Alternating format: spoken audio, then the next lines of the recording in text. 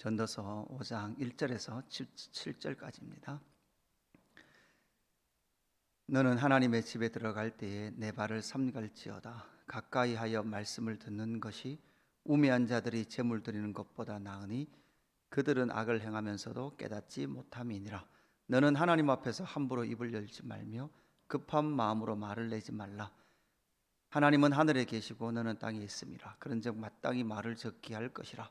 걱정이 많으면 꿈이 생기고 말이 많으면 우매한 자의 소리가 나타나느니라. 내가 하나님께 서원하였거든 갚기를 더디게 하지 말라. 하나님은 우매한 자들을 기뻐하지 아니하시나니 서운한 것을 갚으라. 서운하고 갚지 아니하는 것보다 서운하지 아니한 것이 더 나으니 내 입으로 내 육체가 범죄하게 하지 말라.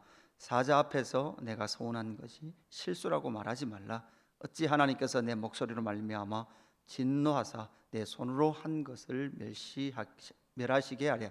꿈이 많으면 헛된 일들이 많아지고 많이 많아도 그러하니 오직 너는 하나님을 경외할지니라. 아멘. 전도서 5장 1절에서 7절까지를 우리가 함께 묵상하게 됩니다. 코엘렛 지혜의 전달자가 지혜를 우리에게 말해주고 있습니다.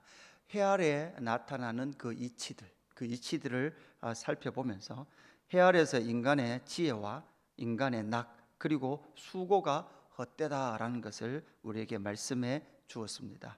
그리고 또한 해 아래에서 시간과 공의와 학대와 성공 그리고 통치조차도 헛되다라는 것을 우리에게 말씀해 주고 있죠. 그러면서 개인과 이 세상의 구조의 헛됨을 우리에게 말씀해 주고 있습니다.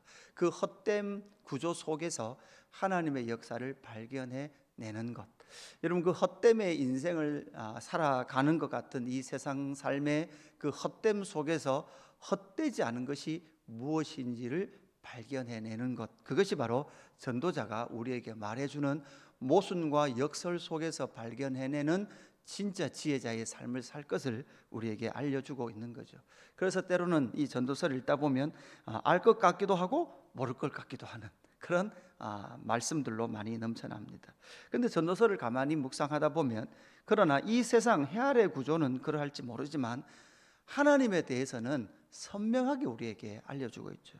오늘도 분명히 우리에게 말씀해 주고 있는 하나님에 대해서는 7절에 보니까 꿈이 많으면 헛된 일들이 많아지고 말이 많아도 그러하니 오직 너는 하나님을 경외할지니라 이렇게 말씀합니다.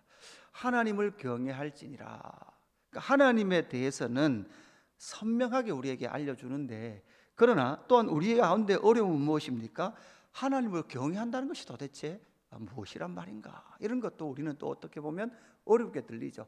하나님에 대해서는 분명히 가르치지만 우리가 하나님에 대해서 잘 모르기 때문에 하나님을 어떻게 경외해야 되는지를 잘 모르기 때문에 그뿐만 아니라 우리의 시선도 어긋나 있고 우리의 마음도 어긋나 있기 때문에 온전하지 못하기 때문에 나는 하나님을 경외한다고 하지만 그 하나님을 경외한다는 그 경외함이 정말 하나님 앞에서 온전한가라는 것을 살펴보아야 한다라는 것을 우리에게 말씀해 주고 있는 거죠.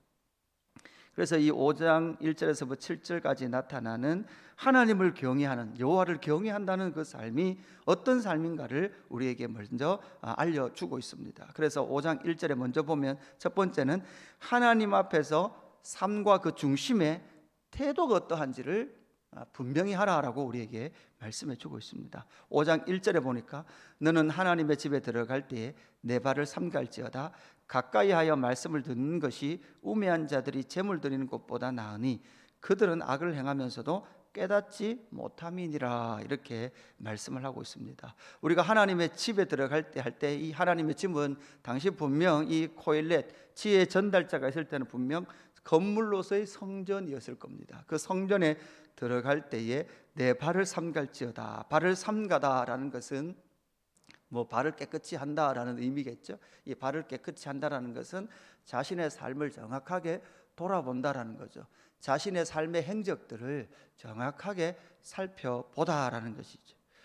그리고 가까이 하여라고 하는 이 가까이 하다라는 말은 원어로 보면 이 의미는 순종하다라는 의미가 됩니다. 순종하는데 어디에 순종합니까? 말씀을 듣는 것이 이렇게 돼 있죠. 그러니까 자신의 삶을 돌아보는데 하나님의 집에 들어갈 때는 자신이 여호와의 말씀에 순종했는가라는 것을 자세히 살펴보라라는 것을 우리에게 말씀해 주고 있습니다. 그래서 결국은 하나님을 경외하는, 여호와를 경외하는 그 삶의 첫 번째는 삶의 태도를 말해주고 있는데, 그 삶의 태도는 내 발과 내 삶의 모든 행적이 여호와의 말씀에 순종하는 그 삶을 살았는가라는 것을 살펴볼 것에 대해서 우리에게 말씀해 주고 있는 것이죠. 그래서 여호와의 집에 들어갈 때는 언제나 내 발, 내 삶이 하나님 앞에 온전했는가, 태도 역시 온전했는가, 그리고 마음 중심 역시 온전했는가라는 것을 살펴볼 것에 대해서 우리에게 말씀해 줍니다. 이것이 진짜 지혜다라는 것을 우리에게 말씀해 주고 있죠. 사실 그러나 우리는 여호와의 집에 들어갈 때에 자신의 발과 자신의 삶과 자신의 태도를 말씀 앞에 자세히 비추어 보면 온전한 사람이 있을 수 있을까요? 그렇게 되면 온전하지 않다라는 것이 명확하게 드러나게 됩니다. 그래서 그들은 악을 행하면서도 깨닫지 못함이니라. 그러니까 조금 앞 지나갔네요. 제물을 드리는 것보다, 그러니까 우매한 자들이 제물을 드리는 것보다 나으니, 우매한 자들이 제물을 드리는 것보다 나으니, 여기서 우매하다는 것은 여호와를 경외하지 않는 자고, 그 경외하지 않는 자는 자신의 발을 삼가지 아니하며 가까이 말씀을 순종하지 않으면서도 어디에 들어간다는 거예요? 여호와의 집에 들어간다는 거예요. 그들은 우매한 자들은 그러면서도 제물을 드립니다. 제물을 드리면서 나는 여호와의 집에도 들어갔고 제물도 들어갔으니 내 삶은 하나님 앞에서 문제가 없을 것이다 라고 생각하는 거죠. 그런 사람들은 뭐라고 말합니까? 그들은 악을 행하면서도 깨닫지 못함이니라, 이렇게 말씀을 합니다. 악을 행하면서도 깨닫지 못하는 것, 여러분 무엇조차도 악입니까? 여호와의 집에 들어가는 것, 그리고 하나님의 말씀을 듣는다고, 잘 순종한다고 생각하면서도 하면서 제물을 드리는 것, 그 모든 것이 우매한 자의 삶을 살고 있는 거죠. 자신이 행하는 악을 깨닫지 못하고 자신이 행하는 것들은 잘하고 있다라고 생각을 하는 거죠. 여러분 이것이 신약 시대, 예수님 시대에 오면 그 모든 종교 지도자들이나 바리새인들이 했던 행동이 바로 이 행동입니다. 우리는 잘하고 있다. 우리는 잘하고 있다. 우리는 11조도 회향도 다 하나님 앞에 드리고 있다. 그죠? 우리는 모든 것이 완전하게 하고 있다. 이 이야기를 하고 있는 것입니다. 그러나 예수님께서 이 땅에 오셔서 무엇 하셨습니까? 그 성전을 깨트리는 것이었죠. 너희는 11조와 회향을 하나님 앞에 드릴지 모르지만 진리를 너희는 깨닫지 못한다라고 우리에게 말씀하고 있죠. 여러분 사실은 여호와의 집에 들어가고 내 발을 삼가면서 말씀 앞에 나를 비춰보면 사실 우리는 선한 것이 하나도 없다라는 것이 드러나는 존재입니다. 여러분 내 안에 선한 것이 하나도 없다라는 것을 인정하는 그 사람만이 여호와의 집에 들어올 수 있습니다. 내 안에 선도 없고 악도 사랑할 수 있는 힘도 없으며 온전함이 하나도 없다라는 것을 깨닫는 그 사람, 그 사람이 하나님의 집에 들어갈 수 있으며 진짜 선한 사람이다, 진짜 온전한 사람이다 라는 것을 우리에게 말씀해 주고 있죠. 여러분 말씀을 가까이 하면 무엇이 드러납니까? 나의 죄인됨이 선명하게 드러납니다. 더 말씀을 가까이 하면 선하신 분은 누구밖에 없습니까? 예수 그리스도밖에 없습니다. 그래서 하나님의 집에, 여호와의 집에 들어갈 수 있는 방법은 무엇밖에 없습니까? 예수 그리스도를 믿음으로 들어갈 수밖에 없다라는 것이 명확하게 드러나게 되는 것이죠. 오늘도 우리가 기도로 하나님 앞에 나아가는 것은 오직 예수 그리스도의 십자가의 은혜인 줄로 믿습니다. 그 은혜로 말미암아 내가 앞으로 나아갑니다 라고 기도하며 나아가는 것이죠. 여러분 그러나 우리가 5장 1절에서 나타나는 이 내용을 가지고 여호와의 집에 들어갈 필요도 없고 제물을 드릴 필요도 없다라고 말해서도 안 됩니다. 여러분 우리는 여호와의 집에 들어가야 합니다. 하나님 앞에 우리의 온 삶을 산제물로 드려야 합니다. 그러면서 자신의 그 행함의 악함, 깨닫지 못함을 우리는 선명히 알아야 되죠. 로마서 1장 32절에서 바울은 우리에게 이 세상의 악함을 어떻게 이야기를 하고 있습니까? 로마서 1장 23절 있나요? 말씀 있습니까? 있으면 이렇게 죠. 그들이 이 같은 일을 행하는 자를 사형에 해당한다고 하나님께서 정하심을 알고도 자기들만 행할 뿐 아니라 또한 그런 일을 행하는 자들을 옳다 하느리라. 그러니까 악한 자들은 악의 세력과 함께 악한데도 불구하고 서로 자기들을 옳다라고 이야기합니다. 이건 악의 연대를 말하는 것이죠. 악의 연대가 되어 악들이 연대가 되어서 악한 일을 하면서도 그 악한 자들을 옳다 하리만큼 이 세상은 악의 연대를 이루고 있습니다. 문제는 무엇입니까? 하나님의 나라 교회라는 것이죠. 교회조차도 정말 하나님의 말씀 앞에 서서 자신이 악하다는 것과 깨닫지 못한다는 것, 그것을 인정할 때에 우리는 말씀 앞에 서고 기도 앞에 기도의 자리를 나오게 되고 지키게 되더라는 것이죠. 하나님의 말씀을 읽고 하나님의 말씀을 묵상한다는 것이 무엇입니까? 내가 옳지 않다는 것을 인정하기 때문에 하나님 앞에, 말씀 앞에 서는 거예요. 내 힘으로 살 수 없기 때문에 기도의 자리에 나오게 되는 것이죠. 두 번째는 무엇에 대해서 말씀하고 있습니까? 하나님 앞에서 함부로 입을 열지 말라라는 것을 우리에게 말씀합니다. 2절, 너는 하나님 앞에서 함부로 입을 열지 말며 급한 마음으로 말을 내지 말라. 하나님은 하늘에 계시고 너는 땅에 있음이라. 그런즉 마땅히 말을 적게 할 것이니라. 이렇게 말씀합니다. 여러분, 하나님은 하늘에 계시죠. 사실 여러분, 우리가 성전이라고 말하지만 그 성전은 무엇을 상징하고 있습니까? 온 땅을 하나님이 통치하신다. 하나님은 아니 계신 곳이 없으시죠. 그러나 우리의 인간의 한계 때문에 하나님의 그 임재의 영광을 보여주시는데, 그 성전의 그 원래 모티브의 모형은 시내산이었죠. 시내산에서 하나님이 영광의 구름으로 임재하셔서 그 백성을 만나주신 그 영광이, 이제는 시내산에서 임재하셨던 하나님의 영광이 성막과 성전이라는 그 모티브 안에 하나님이 임재하시고 통치하시는 것을 보여주셨죠. 그렇게 보여주셨던 그 하나님, 그러나 분명한 것은 시내산에서 더 이상 하나님의 말씀 잊지 않고는 하나님 앞으로 나올 사람은 정해져 있었고, 어떤 백성이라도 하나님 가까이 한 발이라도 더 나오면 죽음을 맞이하게 되는 시내산에서 하나님의 임재의 영광을 보았습니다. 여러분, 그것은 무엇입니까? 하나님께서 우리 안에 거하시는, 내재하시는, 임재하시는 하나님이시지만 또 한편에서 하나님은 초월에 계시는 하나님입니다. 여러분, 우리 안에 계시지만 우리와 구별되는 것은 무엇입니까? 하나님의 허락 없이는 누구도 하나님 앞에 갈 수 없는 하나님의 하나님 되심, 하나님의 하늘에 계심의 그 영광, 이 두 모습을 우리는 같이 보아야 하는 것이죠. 인간의 인간됨은 무엇입니까? 하나님 앞으로 마음대로 나갈 수 없습니다. 하나님께서 열어놓으신 그 길로만 나갈 수 있습니다. 그 길 아닌 것으로 나오면 죽습니다. 하나님이 말씀해 주신 그 불 아닌 다른 불을 가지고 나가면 하나님 앞에 온전히 나갈 수도 없을 뿐만 아니라 죽습니다. 하나님의 하나님 되심을 인정해야 합니다. 그것이 하나님의 주권입니다. 하나님의 택하심, 하나님의 예정하심, 그리고 하나님께서 우리 안에 하나님의 선하신 뜻을 두시고 행하시는 것. 하나님, 내 뜻이 아니고, 여러분, 내 뜻이 아니고 하나님의 선하신 뜻을 두고 행하십니다. 우리는 평생 그 싸움을 합니다. 하나님, 나는 오른쪽 가고 싶습니다. 나는 이 길 가고 싶습니다. 그런데 하나님 뭐라고 말씀하십니까? 그 길 아니다. 그 길 아니다. 그 길 아니다라고 말할 때 우리의 수많은 싸움들이 있지 않습니까? 그럴 때 우리가 하나님 앞에 선언해야 될 것이 무엇입니까? 하나님의 하나님 되십니다. 우리는 그 자리에 넘어갈 수 없습니다. 하나님의 그 주권 앞에, 하나님의 역사 앞에 우리는 어떤 말을 할 수 있을까요?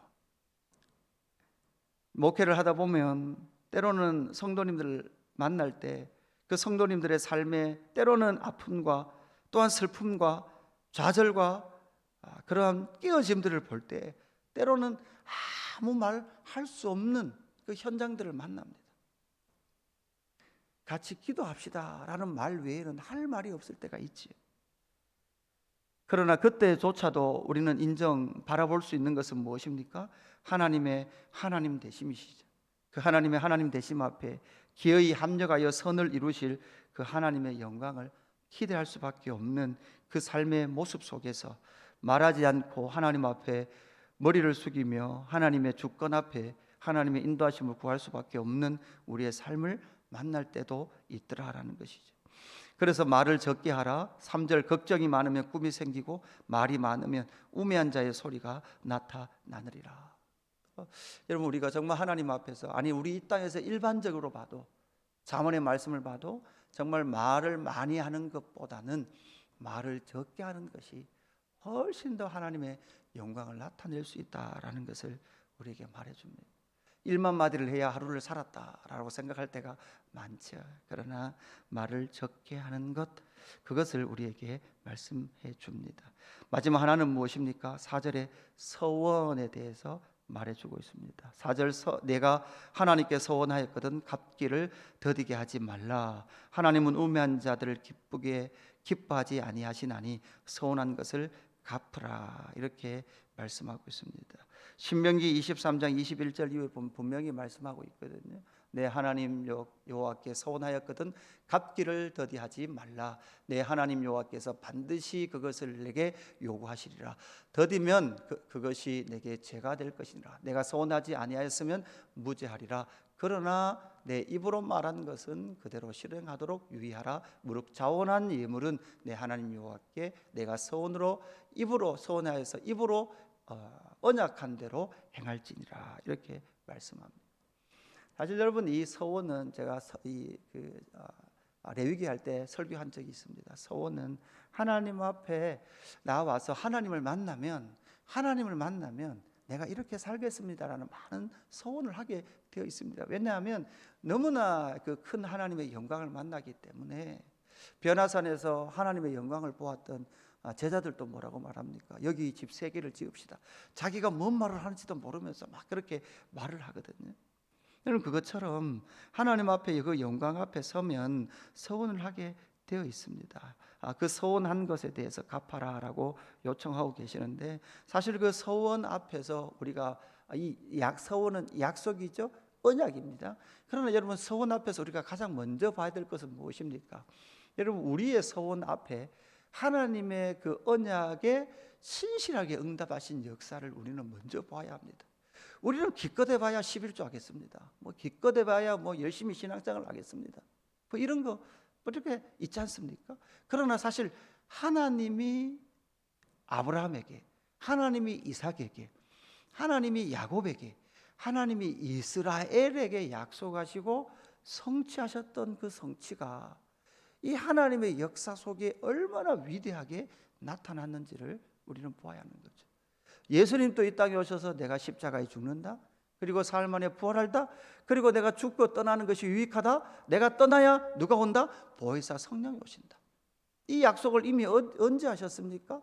여러분, 구약 말기에 예레미야 선지자에게, 에스겔 선지자에게 그날이 오면 너희의 돌같이 굳었던 그 마음을 제거하며 한 영을 너희 가운데 부을 건데, 새 영을 너희 가운데 부을 건데, 그 영으로 말미암아 새 영을 통하여 너희 마음이 부드러워질 것이며 너희 가운데 새 율례, 새 뜻을 행할 새 하나님의 영과 새 마음을 너희에게 부어줄 것이다 라고 약속하셨던 예수 그리스도의 십자가, 아들을 내어주시는 사랑뿐만 아니라 제3위이신 성령 하나님께서 너희 가운데 임해서 하나님의 뜻을 이루실 그때가 있다라는 하나님의 신실한 그 약속과 그 약속의 성취를 신약시대를 살아가는 저와 여러분은 모두 다 보았다라는 것이죠. 그 모든 영광을 보았던 그 삶, 하나님의 신실하신 그 약속의 성취의 영광을 본 성도들은 하나님 앞에 서원하고 그 서원한 것을 갚고 이루는 것이 너무나 즐거운 삶이 되는 것이죠. 그래서 여러분, 헌금할 때 너무나 기쁘죠. 너무나 감사하죠. 헌신할 때 너무나 감사합니다. 왜 이렇게 힘드냐가 아니고 하나님 너무나 감사합니다. 이렇게 할 수 있어서 너무나 감사합니다. 무익한 나를 하나님의 나라의 유익이라고 불러주신 것만으로도 너무 감사합니다. 할 수 있는 힘을 주셔서 감사하고, 할 수 있도록 건강을 지키시고 나에게 하나님의 자원을 주셔서 감사합니다. 이것이 바로 서원한 자의 마음이요 삶의 태도라는 거죠. 서원하지 한 것 갚지 못할 바에야 서원하지 말라라는 그 의미도 역시 그렇게 들리는 거죠.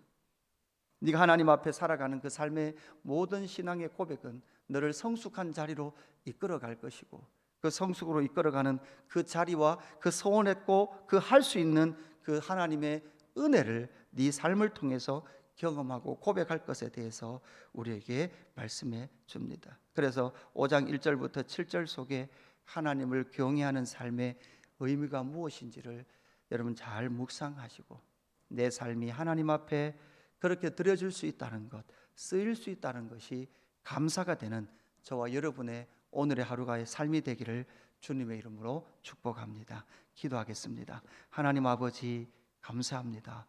여호와를 경외하라 라고 말씀하는 이 지혜의 전달자, 그 지혜의 전달자의 말씀 앞에 서서 여호와를 경외하는 삶이 어떤 것인지, 여호와를 경외하는 그 내 마음의 중심이 오늘 이 하루도 하나님 앞에서 나타날 때 감사하고 감격하는 우리가 될 수 있도록 역사하여 주시옵소서. 무익하며 선한 것이 없고 악한 우리를 살리시고 하나님의 나라로 부르셔서 내 사랑하는 아들아라고 불러주시는 하나님의 말씀 앞에 서서 내 삶이 하나님 앞에 온전한 삶으로 나아갈 수 있도록 말씀과 기도와 성령의 충만한 자리에서는 저희들 되게 하여 주옵소서. 감사함을 드리며 예수님의 이름으로 기도드리옵나이다. 아멘. 하늘에 계신 우리 아버지여,